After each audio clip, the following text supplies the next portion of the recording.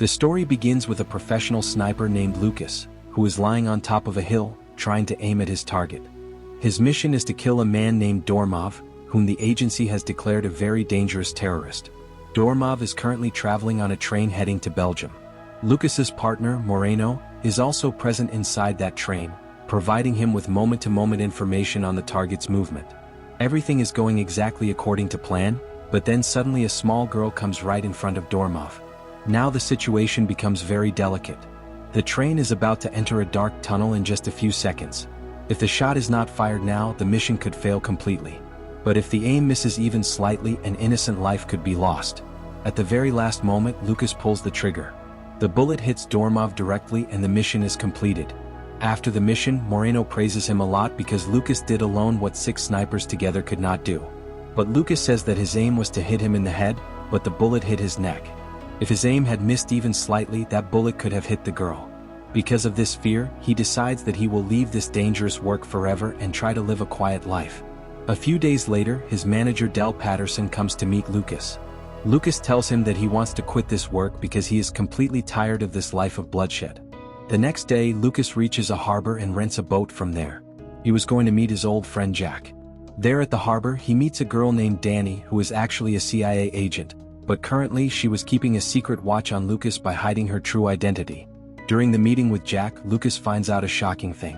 Jack tells him that the person Lucas killed thinking he was a terrorist was actually a famous scientist and he was completely innocent. Lucas is stunned to hear this truth. He does not understand why the agency told him such a big lie. He asks Jack for solid proof.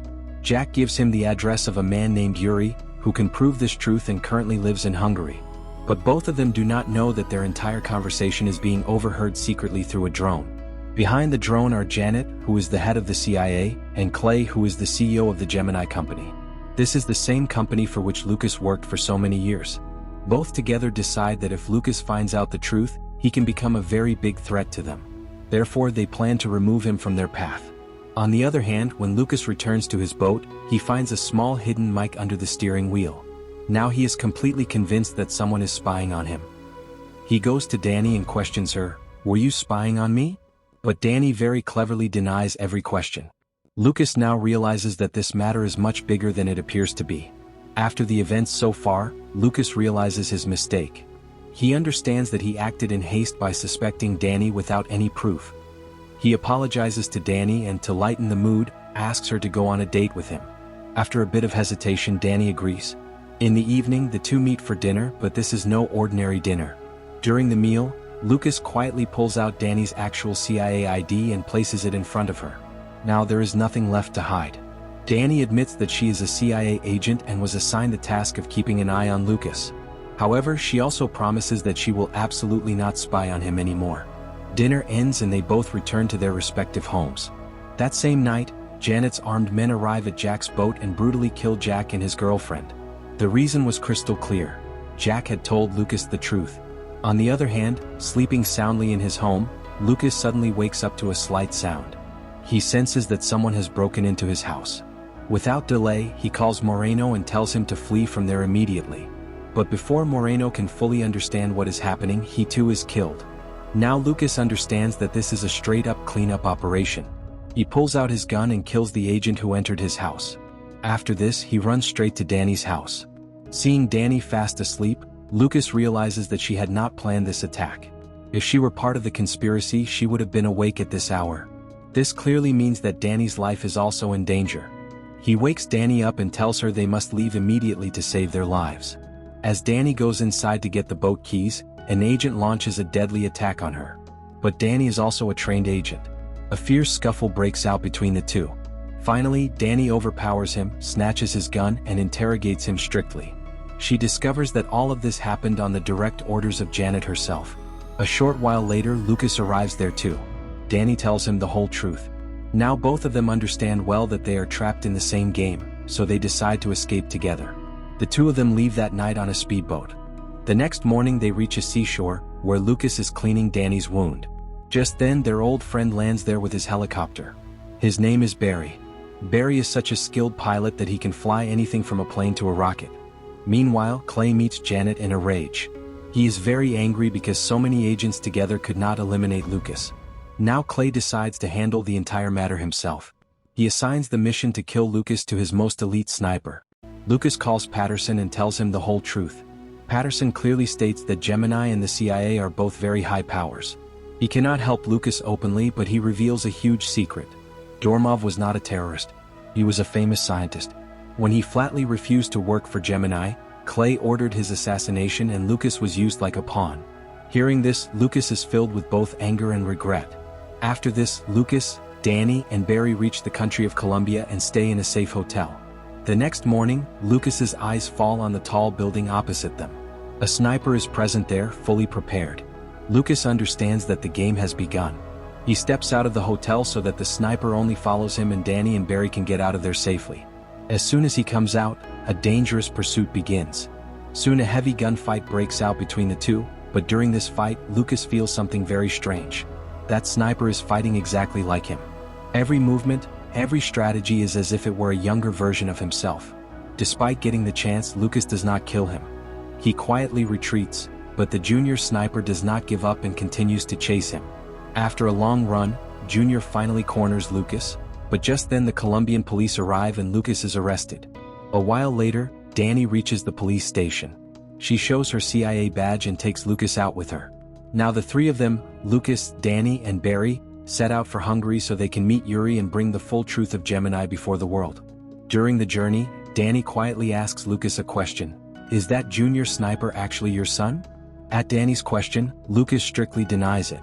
He says that he knows nothing about this, nor does he have a son in this world. But on the other hand, Junior reaches Clay's house directly. Clay himself is dressing his wounds. Many questions have now arisen in Junior's mind. Why are his and Lucas's skills, movements, and way of thinking so identical? When he asks Clay these direct questions, Clay tries to evade the matter. He says not to pay attention to all these things. Your target is only one person, Lucas, and he is currently in Hungary. Upon reaching Hungary, Danny secretly meets a trusted doctor. She provides a sample of Junior's blood and asks for a DNA test. When the report arrives, the truth shakes everyone to the core. Junior's DNA is a 100% match with Lucas's. This means Junior is none other than a clone of Lucas himself. Hearing this terrifying truth, the ground slips from beneath Lucas's feet. He had never been told anything about this project. Following this revelation, Lucas goes straight to meet Yuri, who lays out the entire truth. Dormov was actually the lead scientist of Gemini's cloning project. The horrific goal of this project was to create multiple clones of an elite sniper like Lucas so that if a clone were killed or captured during a mission, no one could trace it back to the original identity. When Dormov refused to continue working on this inhuman project, Clay had him killed to remove him from the way. Now, everything begins to make sense to Lucas. He had been used like a pawn for all these years. After learning the truth, Lucas's blood boils and he devises a plan. He wants to meet Junior face to face to tell him the whole truth. He manages to get a message to Janet and proposes a deal. Arrange a meeting between me and that Junior, and in exchange your agent will return safely, otherwise things will get very ugly for you. Out of necessity, Janet agrees. In the darkness of the night, Junior and Danny meet in a deserted garden. Junior conducts a full search, but Lucas does not appear. Junior takes Danny into a tunnel at gunpoint and challenges Lucas to come inside. Simultaneously, he rigs a grenade along the tunnel path so that as soon as Lucas enters, he will be finished forever in the blast. Moments later, a loud explosion rocks the tunnel. When Junior heads inside with satisfaction to inspect the body, Lucas suddenly aims a gun at him from behind. In reality, Danny had hidden a micro mic between her teeth, and Lucas had been listening to their entire conversation from outside. He had very cleverly saved himself just before the explosion. Now the two come face to face. Lucas says, "I don't want to kill you because you are actually me.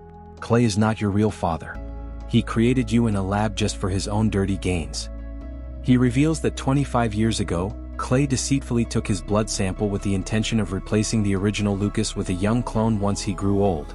To gain his trust, he mentions that he has a severe allergy to bees and that he absolutely hates killing anyone without reason. Junior wavers for a moment but then refuses to believe the truth. He attacks again in a frenzy. A massive fight breaks out between them, and while fighting, both fall into deep water. Junior is about to drown Lucas to death when Danny intervenes and saves Lucas's life. Seizing the opportunity, Junior immediately flees from there. Now, Junior runs straight to the Gemini headquarters and looks Clay in the eye, demanding the truth. Clay admits, "Yes, you are a clone, but I didn't tell you the truth so that you wouldn't become emotionally weak. I wanted you to be the strongest person in the world." With his sweet talk, he convinces Junior once again that even if he is a clone, he has always regarded him as his own son. Junior, starved for affection, falls for Clay's trap once more. After some time at Clay's behest, he tracks Lucas again. This time he infects him with that dangerous bee venom. Lucas falls to the ground, writhing in pain. Seeing all this, Junior realizes that the allergy is exactly the same, the pain is the same, and the weakness is the same. Now he is 100% certain that he is indeed Lucas's clone, and at that very moment, his humanity awakens. He immediately gives him the antidote, and Lucas narrowly survives. After this, Junior reveals another big secret. Many years ago, Clay had cleverly fitted a tracker into Lucas's body so that he could track him anytime. Junior now fully knew Clay's truth, so he carefully removed that tracker from Lucas's body. His intention was now crystal clear: to finish Clay by any means and shut down this dangerous cloning project forever. Following this, Lucas, Junior, Danny, and Barry all start heading toward a nearby town together. But Clay was not one to give up so easily. On the way, Junior suddenly gets a call on his phone from Clay. He says, "Get out of your car immediately now." And then the terrifying truth comes to light. A heavy army tank was already waiting for them at the entry point of the town. As soon as their car enters the town, the tank fires a dangerous missile directly at them. A massive explosion occurs and the car is tossed into the air.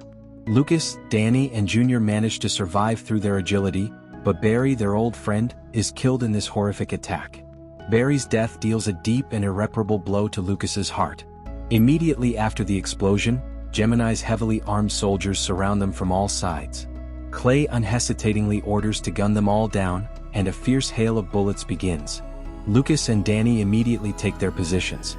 Both fight like a brilliant team, every shot precise, every movement calculated. However, since the number of enemies was too high, they decide to take cover inside a nearby sturdy house. In the meantime, a bullet hits Danny in the leg. Despite the pain, she does not lose heart, and Lucas carries her inside while supporting her. On the other side, to stop this madness, Junior reaches Clay directly and asks him to stop the attack, but Clay flatly refuses. Seeing this for the first time, Junior stands against him with all his might. He launches a powerful attack on Clay and knocks him unconscious right there. After this, he returns to help Lucas. Inside the house, a massive firefight is underway. Junior enters while taking down the soldiers. Just then, a powerful soldier wearing a strange mask attacks them. Lucas, Danny, and Junior all rain bullets on him together. But the strange thing was that the bullets were having no effect on him at all. Even fire was completely ineffective. Finally, Junior gets close to him and fires continuously until he falls to the ground. When they remove his heavy mask, everyone is stunned. That soldier was also another clone of Lucas and even younger than Junior. The implication was terrifying. Gemini had created not just one, but an entire army of clones. Just then, Clay, having regained consciousness, arrives there. He smiles and says to Lucas, "You should be proud of yourself. From your elite DNA, we have created a perfect army for the world, without fear, without emotion." Clay proudly explains that his goal was to prepare an army where the lives of real soldiers are not put at risk. According to him, this was patriotism, but Lucas understood very well. This wasn't patriotism but a massive crime against humanity. Driven mad with rage, Junior aims his gun at Clay, but Lucas stops him. He did not want Junior to carry the heavy burden of killing someone, a burden he himself had been carrying for years. Therefore, Lucas takes the gun himself and, without a second thought, shoots Clay in the chest. With Clay's fall, the Gemini project comes to an end forever. Later, Lucas and Patterson work together to give all the remaining clones new identities so they can live normal lives rather than being used as weapons for powerful people. In the very final scene of the film, we see a beautiful college campus. Danny and Lucas are standing there. Lucas has gotten Junior admitted there. For the world, his name is now Jackson Brogan. He is no longer someone's clone or shadow, but is starting a new life with his own identity, and the story ends happily right there. So friends, how did you like this story? Be sure to tell us in the comments and subscribe to our channel for more recaps like this. See you some other day with a new story.